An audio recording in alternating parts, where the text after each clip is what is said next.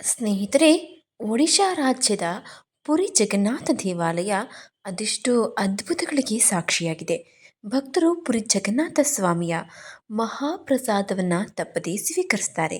ಈ ಪ್ರಸಾದದ ಬಗ್ಗೆ ಕುತೂಹಲಕಾರಿ ವಿಷಯಗಳೂ ಇವೆ. ಏಕಾದಶಿ ಉಪವಾಸಕ್ಕೆ ತನ್ನದೇ ಆದ ಮಹತ್ವವನ್ನು ಹೊಂದಿದೆ ಪುರಿ. ಈ ದಿನದಂದು ಉಪವಾಸ ಇರುವವರು ಅಥವಾ ಇಲ್ಲದೇ ಇರುವವರು ಅನ್ನವನ್ನು ತಿನ್ನುವುದಿಲ್ಲ. ಪ್ರತಿ ತಿಂಗಳು ಪವಿತ್ರವಾದ ಏಕಾದಶಿ ಬರುತ್ತೆ. ಈ ದಿನದಂದು ಅನ್ನವನ್ನು ಸೇವಿಸಬಾರ್ದು. ಆದರೆ ಒಡಿಶಾದ ಜಗನ್ನಾಥ ಪುರಿ ದೇವಸ್ಥಾನ ಈ ಒಂದು ಸಂಪ್ರದಾಯಕ್ಕೆ ತದ್ವಿರುದ್ಧ. ಏಕಾದಶಿ ಎಂದು ಇಲ್ಲಿ ಅನ್ನ ತಿನ್ನುವ ವಿಶೇಷ ಸಂಪ್ರದಾಯವಿದೆ. ಇದಕ್ಕೆ ಕಾರಣವೇನು? ಏಕಾದಶಿ ಎಂದು ಅನ್ನವನ್ನು ಏಕೆ ಸೇವಿಸುವಂತಿಲ್ಲ? ಆದರೂ ಕೂಡ ಪುರಿಯಲ್ಲಿ ಅನ್ನ ಸೇವನೆ ಏಕೆ? ಈ ಎಲ್ಲದರ ಬಗ್ಗೆ ತಿಳಿದುಕೊಳ್ಳಲೇಬೇಕು. ಸ್ನೇಹಿತರೆ, ಸಾಮಾನ್ಯವಾಗಿ ತಿಂಗಳಲ್ಲಿ 2 ಏಕಾದಶಿಗಳು ಬರುತ್ತೆ. ಏಕಾದಶಿ ಆಚರಣೆ ಮಾಡಬೇಕಾದ್ರೆ ಕೆಲವರು ಉಪವಾಸವನ್ನು ಇದ್ದು ಏಕಾದಶಿಯ ಪೂರ್ಣವನ್ನು ಆಚರಣೆ ಮಾಡ್ತಾರೆ. ಇನ್ನು ಕೆಲವರು ಆಹಾರವನ್ನು ಸೇವಿಸ್ತಾರೆ, ಆದರೆ ಅದರಲ್ಲಿ ಅನ್ನವನ್ನು ತ್ಯಜಿಸ್ತಾರೆ. ಅನ್ನವನ್ನು ತಿಂದರೆ ನಾವು ಏಕಾದಶಿ ಮಾಡಿದ ಫಲ ಸಿಗೋದಿಲ್ಲ ಅನ್ನುವ ಕಾರಣಕ್ಕೆ ಲಘು ಆಹಾರಗಳನ್ನು ತೆಗೆದುಕೊಂಡು ಅನ್ನವನ್ನು ತ್ಯಜಿಸಿ ಉಪವಾಸವನ್ನು ಮಾಡ್ತಾರೆ. ಇದು ಏಕಾದಶಿಯನ್ನು ಮಾಡುವಾಗ ಉಪವಾಸದಲ್ಲಿ ಪಾಲಿಸಬೇಕಾದಂತಹ ವಿಧಾನ. ಆದರೆ ಪುರಿಯಲ್ಲೇಕೆ ಏಕಾದಶಿಯ ದಿನ ಅನ್ನವನ್ನು ಸೇವಿಸ್ತಾರೆ ಅಂತ ತಿಳಿದುಕೊಳ್ಳಲೇಬೇಕು. ಏಕಾದಶಿಯಂದು ಅನ್ನ ತಿಂದರೆ ಒಬ್ಬ ವ್ಯಕ್ತಿಗೆ ಪುಣ್ಯ ಫಲ ಸಿಗೋದಿಲ್ಲ ಅಂತ ಪುರಾಣದಲ್ಲಿ ಹೇಳಲಾಗಿದೆ. ವಿಶೇಷವಾಗಿ ಅನ್ನವನ್ನು ದೇವರುಗಳ ಆಹಾರ ಅಂತಾನೆ ಕರೀತಾರೆ. ದೇವರ ಮೇಲಿನ ಗೌರವಾರ್ಥವಾಗಿ ಪ್ರತಿ ಏಕಾದಶಿಯಂದು ಅನ್ನವನ್ನು ಭಕ್ತರು ಸ್ವೀಕರಿಸೋದಿಲ್ಲ.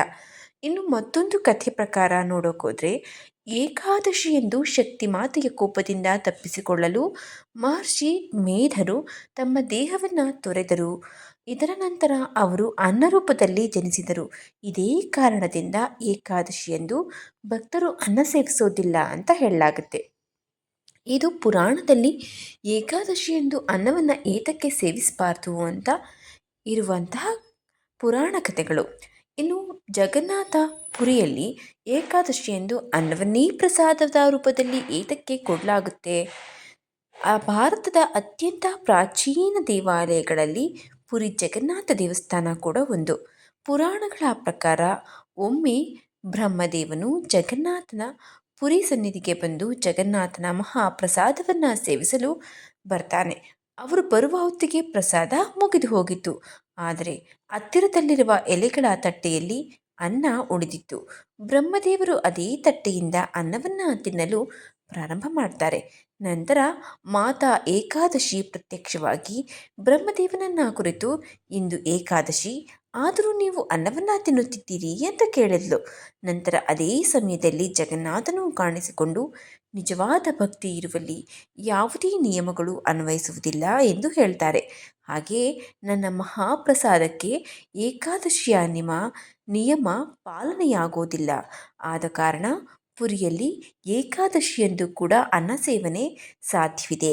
ಅಂದಿನಿಂದ ಪುರಿ ದೇವಸ್ಥಾನದಲ್ಲಿ ಏಕಾದಶಿಯಂದು ಅನ್ನವನ್ನು ತಿನ್ನುವ ಸಂಪ್ರದಾಯ ರೂಢಿಗೆ ಬಂತು ಅಂತ ಹೇಳಲಾಗುತ್ತೆ. ಪುರಿ ಜಗನ್ನಾಥ ಸ್ವಾಮಿ ದೇವಾಲಯದಲ್ಲಿ ಕೃಷ್ಣ, ಬಲರಾಮ, ಸುಭದ್ರೆಯರ ವಿಗ್ರಹಗಳನ್ನು ನೋಡಬಹುದು. ಈ ಒಂದು ದೇವಸ್ಥಾನದಲ್ಲಿ ದೇವತೆಗಳಿಗೆ 4 ಬಾರಿ ಆಹಾರವನ್ನು ನೀಡಲಾಗುತ್ತೆ, ಜೊತೆಗೆ ಆರತಿಯನ್ನು ಕೂಡ.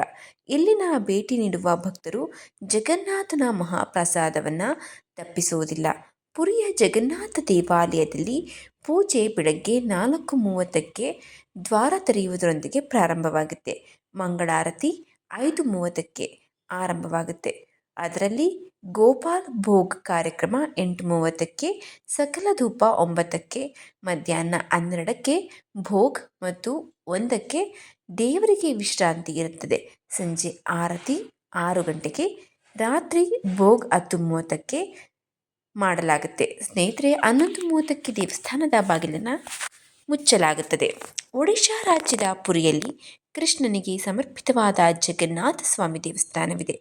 ಚಾರ್ಧಾಮ್ ಯಾತ್ರೆಗಳಲ್ಲಿ ಜಗನ್ನಾಥ ದೇವಸ್ಥಾನ ಕೂಡ ಒಂದು. ಪ್ರತಿ ವರ್ಷ ಲಕ್ಷಾಂತರ ಭಕ್ತರು ಭೇಟಿ ನೀಡುವ ಈ ಆಲಯ ಅನೇಕ ವಿಶೇಷತೆಗಳೊಂದಿಗೆ ಭಕ್ತರನ್ನು ಆಕರ್ಷಣೆ ಮಾಡ್ತಾ ಇದೆ. ಈ ದೇವಾಲಯ ವರ್ಷದಲ್ಲಿ ರಥಯಾತ್ರೆಗೆ ಹೆಸರುವಾಸಿಯಾಗಿದೆ. ಅಂದರೆ ವಾರ್ಷಿಕ ರಥಯಾತ್ರೆಗೆ ತುಂಬಾ ಪ್ರಸಿದ್ಧಿಯನ್ನು ಪಡೆದಿದೆ. ಅಲ್ಲದೆ ಈ ದೇವಸ್ಥಾನಕ್ಕೆ ಹಿಂದೂಗಳಿಗೆ ಮಾತ್ರ ಪ್ರವೇಶ ಎಂಬ ಫಲಕವನ್ನು ಹಾಕಲಾಗಿದೆ. ವೈಜ್ಞಾನಿಕವಾಗಿ ವಿವರಣೆಗೆ ನಿಲುಕದ ಅದೆಷ್ಟು ಅದ್ಭುತಗಳಿಗೆ ಈ ಪುರಿ ದೇವಸ್ಥಾನ ಸಾಕ್ಷಿಯಾಗಿದೆ. ಸ್ನೇಹಿತರೆ, ಹಾಗಾಗಿ ನಾವು ಪುರಿ ಜಗನ್ನಾಥ ಸನ್ನಿಧಿಗೆ ಹೋದಾಗ ಜಗನ್ನಾಥನ ಮಹಾಪ್ರಸಾದವನ್ನು ಯಾವುದೇ ಕಾರಣಕ್ಕೂ ತಪ್ಪಿಸಬಾರದು. ಸ್ನೇಹಿತರೆ, ಇದು ಪುರಿ ಜಗನ್ನಾಥನ ದೇವಸ್ಥಾನದಲ್ಲಿ ಏಕಾದಶಿಯ ದಿನ ಕೂಡ ಅನ್ನವನ್ನು ಸೇವಿಸ್ತಾರೆ ಅನ್ನೋದಕ್ಕೆ ಇರುವಂತಹ ಒಂದು ಚಿಕ್ಕದಾದ ಮಾಹಿತಿ. ಈ ಮಾಹಿತಿ ನಿಮ್ಗೆ ಇಷ್ಟವಾಗಿದ್ದರೆ ದಯವಿಟ್ಟು ಶೇರ್ ಮಾಡಿ, ಲೈಕ್ ಮಾಡಿ. ವಿಡಿಯೋ ಬಗ್ಗೆ ನಿಮ್ಮ ಅನಿಸಿಕೆ ಅಭಿಪ್ರಾಯವನ್ನು ಕಮೆಂಟ್ ಬಾಕ್ಸ್ನಲ್ಲಿ ತಿಳಿಸಿ. ಚಾನಲ್ನ ಸಬ್ಸ್ಕ್ರೈಬ್ ಮಾಡ್ಕೊಂಡು ನೋಡ್ತಾ ಇದ್ದರೆ ದಯವಿಟ್ಟು ಸಬ್ಸ್ಕ್ರೈಬ್ ಮಾಡಿಕೊಂಡು ನೋಡಿ. ಪಕ್ಕದಲ್ಲೇ ಇರುವ ಬೆಲ್ ಬಟನನ್ನು ಒತ್ತಿ ಹೊಸ ವಿಡಿಯೋ ನೋಟಿಫಿಕೇಷನ್ಗಳಿಗಾಗಿ. ಮುಂದಿನ ವಿಡಿಯೋದಲ್ಲಿ ಸಿಗೋಣ. ಧನ್ಯವಾದಗಳು.